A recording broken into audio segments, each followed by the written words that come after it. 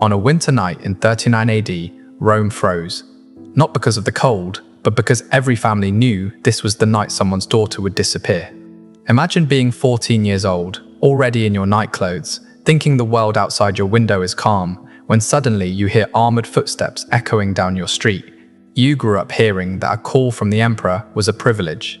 No one warned you it could come without warning. No one warned you the guards would cross your threshold as if your home already belonged to them. And absolutely no one warned you why they carried a lantern covered in red cloth, a lantern they would place in front of your door. In a few minutes, you'll hear your mother whisper your name as if saying it too loudly might anger the gods.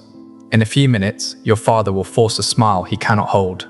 And in a few minutes, you'll learn the truth every noble family fears. The Palatine doesn't summon daughters, it claims them.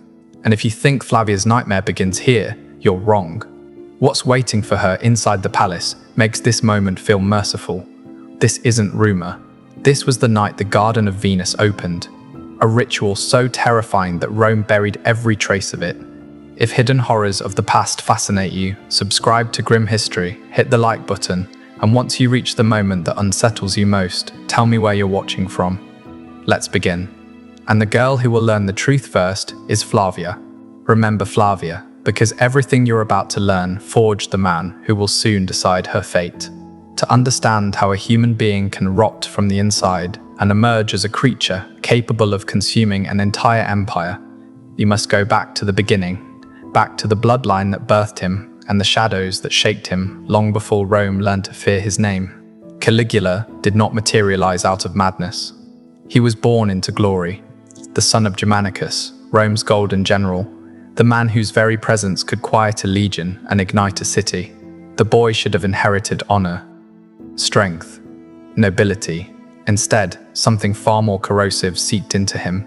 His childhood did not unfold in gardens or tutors' halls. It unfolded on the raw edge of the empire, in military camps drenched in sweat, iron, and the metallic breath of war. He learned to walk between rows of hardened legionaries, the ground vibrating with the thud of hobnailed sandals. The soldiers adored the sight of their commander's son in miniature armor and called him Caligula, Little Boot. A nickname meant in love, but one that would soon cling to a far darker legacy. But even then, something inside him bent. That frontier world taught him its first rule: power isn't inherited, it's taken. And once you take it, you don't ask forgiveness for how you use it. It was the first crack in the child's soul, and the cracks were about to deepen. The shattering blow came with the mysterious death of Germanicus. Overnight, the beloved child became a target. He watched, helpless, as his mother and brothers were exiled, imprisoned, and executed one by one. No enemy army, no barbarian tribe, just the cold will of Emperor Tiberius. And then came Capri, the island where Rome imagined Tiberius retired in peace, but where something monstrous festered behind palace doors. And the twisted lessons Caligula learned here, Flavia will pay for them in ways she cannot yet imagine. Caligula, barely more than a boy, was forced to live beside the man who had annihilated his family. Capri was not a refuge. It was a gilded coffin sealed with paranoia. For 6 suffocating years, he survived under the gaze of an emperor who trusted no one and killed on a whim. There, Caligula learned a new rule. One far darker than the first. To live, you must smile at the man you want to destroy. He hid every tear, swallowed every tremor of rage, and bowed to the murderer of his blood. And while he remained outwardly obedient, the fractures in his mind widened, widening until something cold and resentful slipped through. So when Tiberius finally died in 37 AD and the Senate lifted Caligula, now 24, into the throne, Rome erupted in a frenzy of relief. A new dawn. A new prince. The son of Germanicus had come to cleanse the rot. And for a moment, he did. He freed prisoners, destroyed the records of Tiberius's spies, cut hated taxes, poured gold into the streets, games, and feasts. Rome believed it had been saved. But the man who will one day reach for Flavia has not fully awakened yet. His darkness is only stretching its wings. But salvation was only the mask, because near the end of that first year, an illness struck so violently that the emperor hovered between life and death. And when he rose from that bed, Something vital had not returned with him. The boy who learned to hide his hatred on Capri no longer needed to hide anything at all. Standing atop the Palatine Hill, staring down at a city that worshipped him, Caligula finally grasped a terrible truth. At the peak of absolute power, there are no gods left above you, only victims below. The cheers of the masses, the trembling silence of the Senate, these did not humble him. His sanity sloughed away like dead skin, and beneath it emerged the creature Capri had carved. Generosity twisted into mania, justice curdled into cruelty. And within the darkness of his thoughts, an idea began to harden. Women of noble blood were not citizens, not daughters, not humans. They were instruments. And the first instrument he will test is waiting on a night Flavia does not yet know will destroy her life. This shift didn't fall on Rome like a thunderstorm. It crept into the city like a sickness. Slow, quiet, untraceable.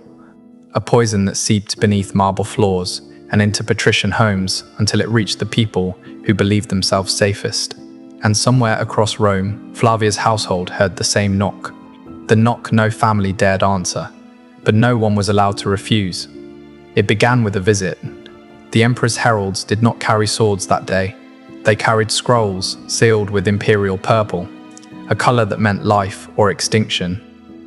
Inside those scrolls was the demand no parent dared refuse. Send your daughter, not just any daughter, the most beautiful, the most pure, the most politically advantageous. Families called it an honor. They knew it was a death sentence wearing perfume. To deny the emperor was treason. To obey him was to hand your child to the beast. The girls were taken to a secluded wing of the palace, a place Caligula named with cruel irony the Garden of Venus. Flavia stepped across this threshold, believing she still had control. She would lose that illusion before sunrise. At first glance, it was paradise. Pink marble walls, silk-lined beds, exotic perfumes, and servants who moved like shadows anticipating every need. The daughters of Rome stepped inside believing they had been chosen for sacred service. But slowly, agonizingly, they realized the truth. Paradise was only the decoration. The prison was everything beneath it. And the real purpose of this place, the horror it concealed, was still waiting to reveal itself. And the worst part, this was only the beginning. Because once Flavia's summons came, she would learn the garden did not break girls quickly. It broke them slowly enough for them to understand every step of their undoing. The jewels they were forced to wear weren't decorations, they were chains, heavy gold, cold against their skin, branding each girl as state-owned property. The transparent silks were worse. Garments designed not to clothe them, but to expose them, to remind them that their bodies no longer belonged to themselves. Their names were the first thing Caligula erased.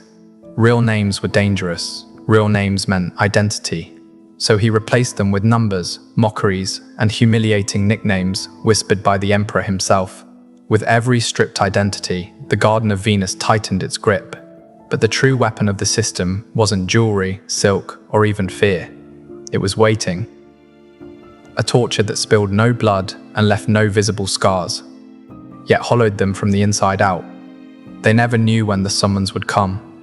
It could be tonight, it could be weeks from now.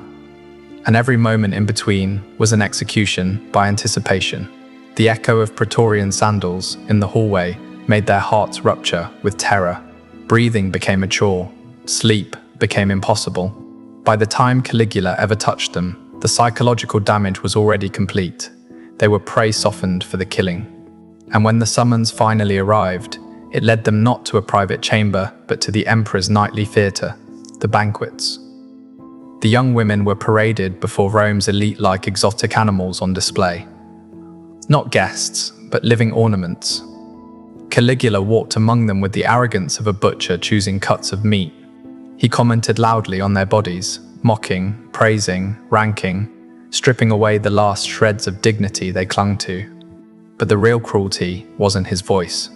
It was the silence of the men who should have protected them. Fathers, uncles, fiancés, all seated at tables of honor, forced to nod at the emperor's obscenities, their smiles stretched so tight they looked carved on. Any flicker of discomfort, any tremor of disgust could condemn them. or the girl to immediate death. That silence was its own kind of execution. And then came the final act.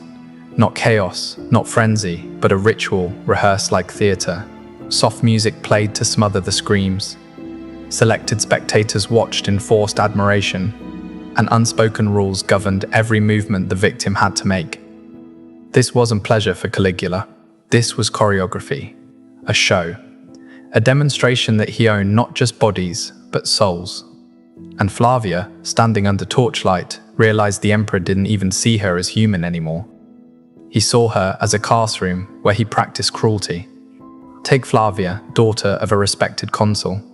When she crossed the threshold of the Garden of Venus for the first time, she still believed she might serve in ceremonies or walk beside the emperor.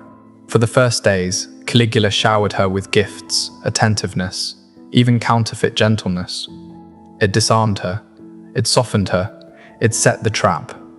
And when it finally snapped, when the illusion shattered and the truth bared its teeth, Flavia understood the one rule that governed this palace. You cannot resist a man who believes he is a god. Caligula wielded cruelty with expertise. He alternated brutality with feigned affection, beating a girl one night and weeping in her lap the next as he offered jewels worth kingdoms. This emotional whiplash rewired the mind.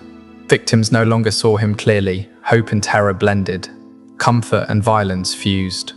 The one who broke them became the only one who could soothe them, a dependency engineered to make escape impossible. But Caligula wasn't finished. He destroyed solidarity next. Flavia tried to disappear into the crowd of victims, but in the Garden of Venus, being invisible could get you killed just as quickly as being noticed. He ranked the girls who pleased him most, who disappointed him, who would